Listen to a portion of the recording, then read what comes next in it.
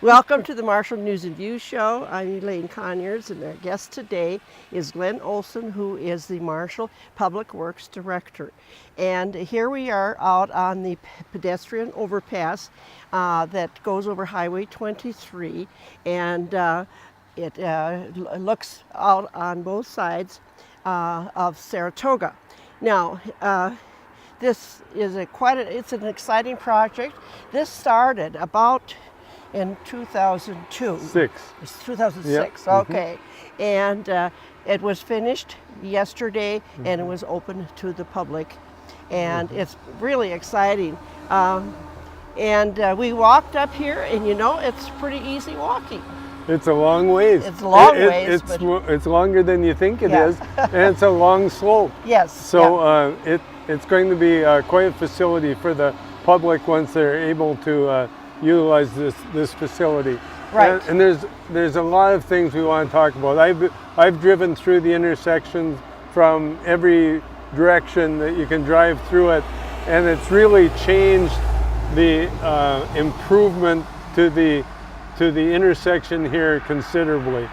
I did come from Saratoga Street, and you always had that problem in the center of the median, for people stacking in the median, or not knowing if they were going to go ahead or turn or go straight. Or now it's really directed for traffic going in every direction.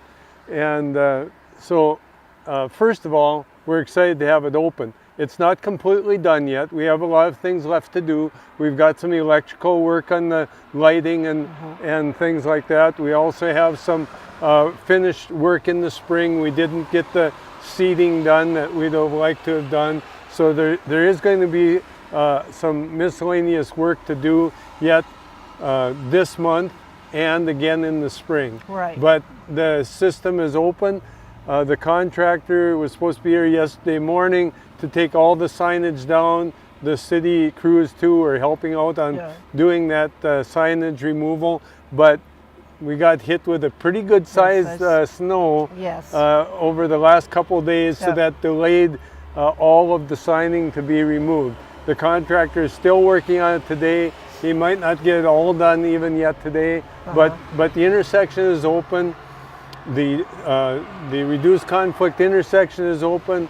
The bridge is open, and I will say that periodically, when the contractor is working up here, they may be closing it periodically while they're up here working, in case there's equipment up here doing things like that. So people will have to kind of put up with us for a while yet for doing some of this additional work. We also want to indicate, you know, really take a look, go slow through this area, or slower, and make sure that you understand the signage when you go through here. It's well signed, but it's different. It's different from what it used to be, and different always makes people pause for a little bit and say, you know, am I doing it right? The other thing that we had was, because of the heavy snow that we got, a lot of the traffic markings are covered up, and we'll be exposing those traffic markings for the turn lanes and things like that. But those are important things to note, is it might not all be as clear as it could be with the snow that we've had. You can see some of the snow that's in the turning areas on both on Highway 23 and on these Saratoga Street curbs. But like I said, I try to go through it, when I go through it, pretending that I don't know how. And then see if it makes sense. So you've got, you know, various turning movements. It looks like the public is really taking it well. The straight through traffic, no change to what it was before. The straight through traffic on Saratoga Street is really the only real change that there is here. All other movements are like they were before.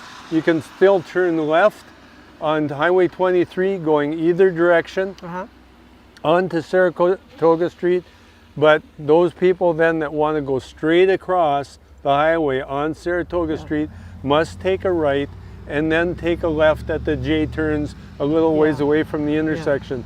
But you know, during the process of the design and construction of this facility, we always indicated that that turning movement probably wouldn't take you a whole lot of extra time over what it used to take you to go straight across, primarily because of the confusion or additional people parked in that median location. So this is a better flow of traffic, a safer flow of traffic than there was there before, but it does take some getting used to. You still have to be careful. There's still traffic coming at a good rate of speed on 23. There's just less areas of conflict at the intersection, and so it helps reduce the number of decisions that you have to make here. We do think too that the facility itself is really nicely designed and really well constructed. You can see that it's safe up here. It's protected. We've got the nice railings along the side here. And you'll note too that I know you can't see it well right now, but there is a lot of landscaping that went into this project. There's trees, there's plantings.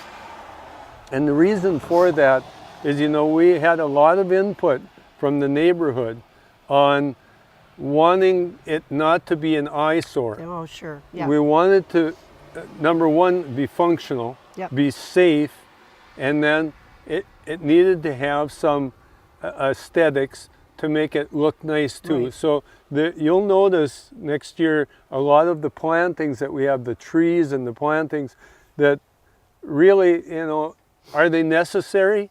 Well, they are if you really want to make it fit into the community. That's right. It's residential neighborhoods on both sides.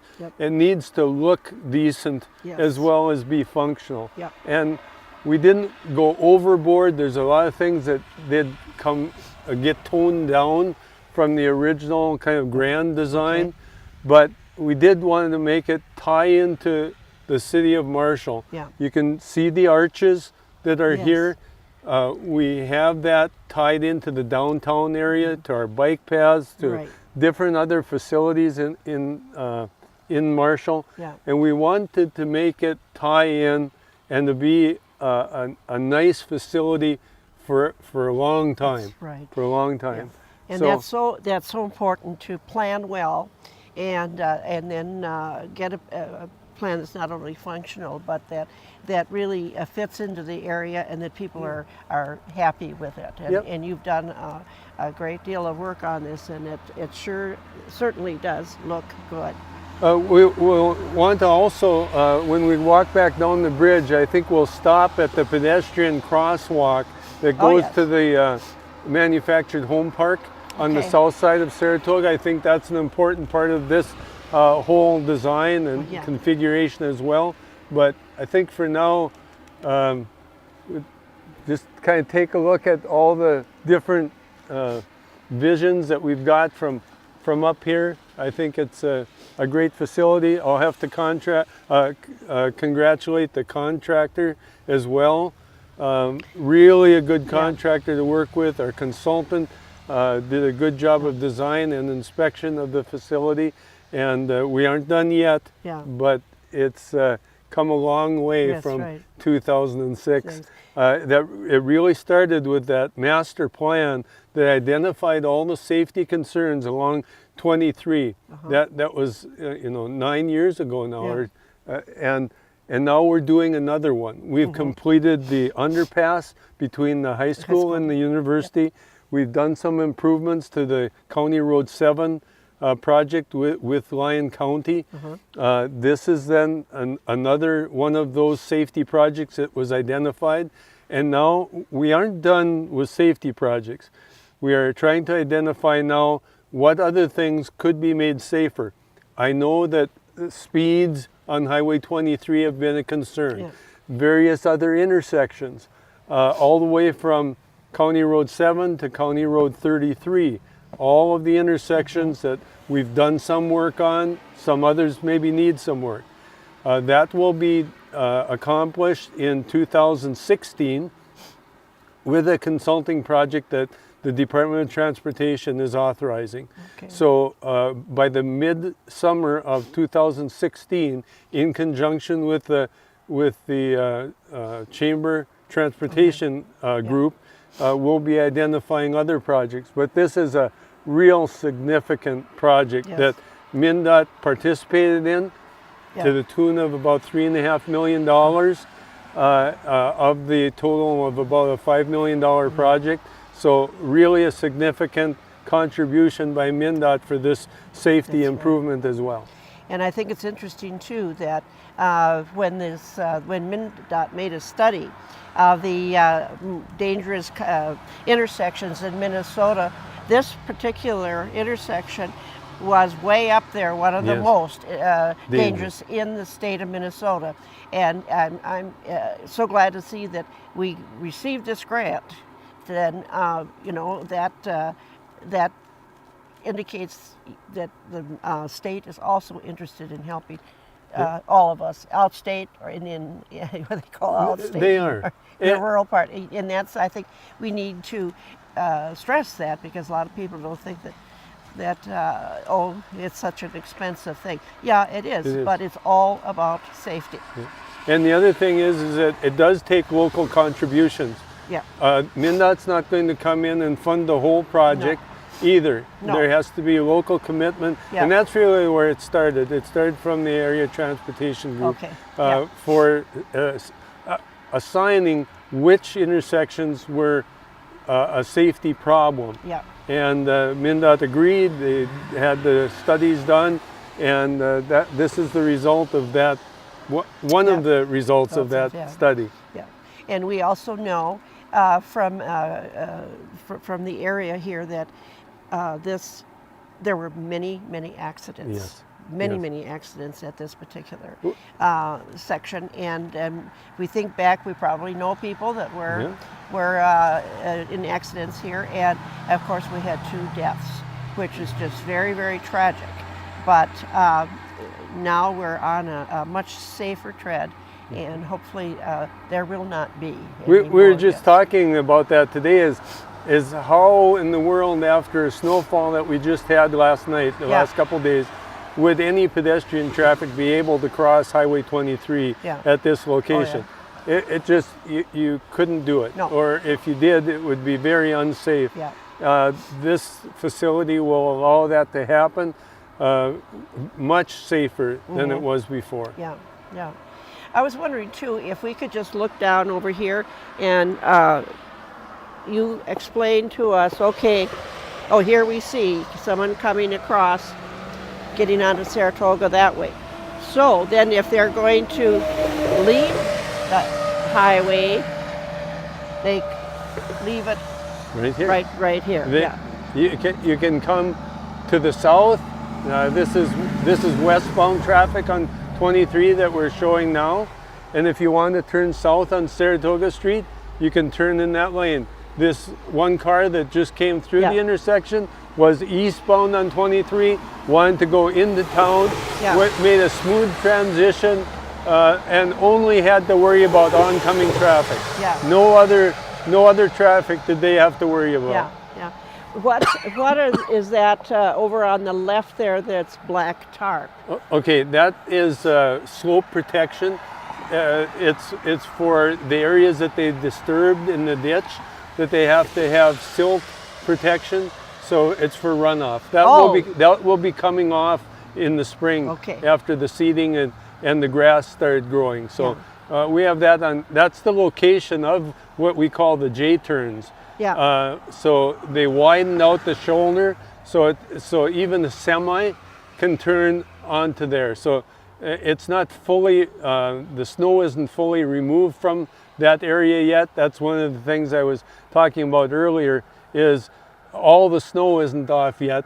But that's the location of the widened area on 23 for wide vehicles to turn around. Okay, So the pedestrian crosswalk is an area that was set up for the manufactured home park, as well as the large residential area just to the southwest of here, to be able to come and access the pedestrian bridge as well. You can see then that it's a pedestrian activated signal that when you push the button on the post, the flashing lights come on, so that a vehicle like this coming into that area would see that and then stop for the pedestrian. It's also a good spot for a bus to drop off and pick up. Oh, okay. Yeah. And it's got an accessible ramp going all the way from the crosswalk to the walkway on the bridge itself.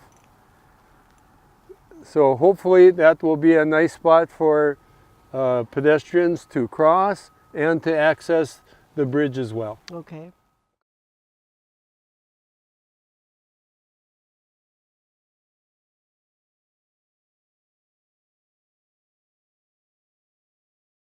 You can see we want to go straight ahead.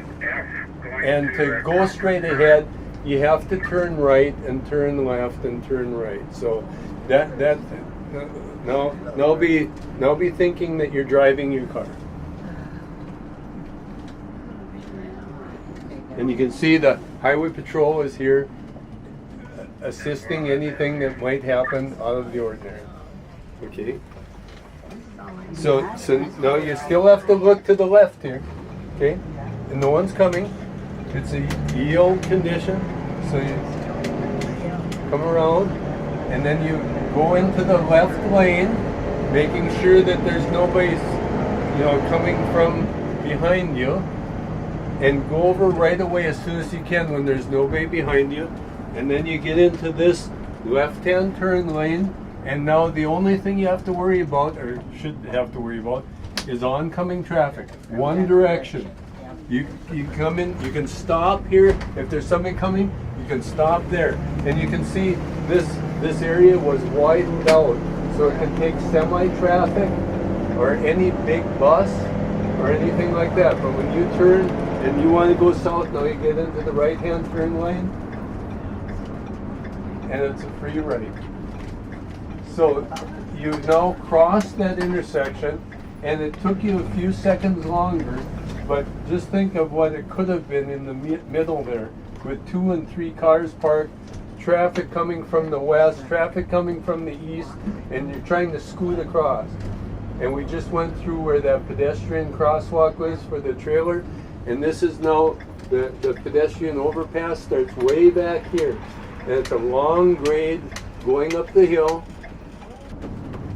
And maybe you so, should have arrows. Yep, and that we do have arrows on the street now. So yeah, and some of those you couldn't see them after that heavy snow, but now. Now, if I'm coming from Lynn. Yeah. Okay, we're going to do that later. Oh. So now I want to go to the north side of the highway. So now I do the same thing. I turn right. I get into the left lane. Put the signal on, and it's not very far. See, a lot of people too thought that this turn was going to be a lot further away from the intersection, but it's not. So now you're looking that way. You stop and you continue, and they made another wide spot here in the road, but then you deliver into the right lane when you can. Understand too that this traffic is still going 55, 60 miles an hour. So they're not going 35 like through town. So if there's somebody coming, just sit there for a little bit. Just wait. We've got plenty of space behind you. Okay. So, even this far back, if you're thinking about it, you can kind of plan for it in advance. So I would go over into the left lane here as soon as you can. Okay? Because you're going to want to turn left. Just like you did before. But now you don't have to wait in the median with 2 or 3 other cars. You'll be all by yourself in this turn lane when you get to it. And people that want it turn left behind you, they have a place to be too, off of this main highway. So you can slow down and go into this left-hand turn lane, and now you're all by yourself. There shouldn't be anyone coming towards you. But like the gentleman in the back said, you have to always be careful, because we did see a car come this way. So, and now, you always look both ways, but this is the direction of oncoming traffic. Always look both ways though, but it was that simple. So you're kind of thinking where you want to go. We want to go back to the Adult Community Center. And we're coming in from the west. And you want to come up Saratoga. When you get into this left-hand lane, you're off the main route of traffic. You can slow down and take your time and watch for traffic, but you're the only one here.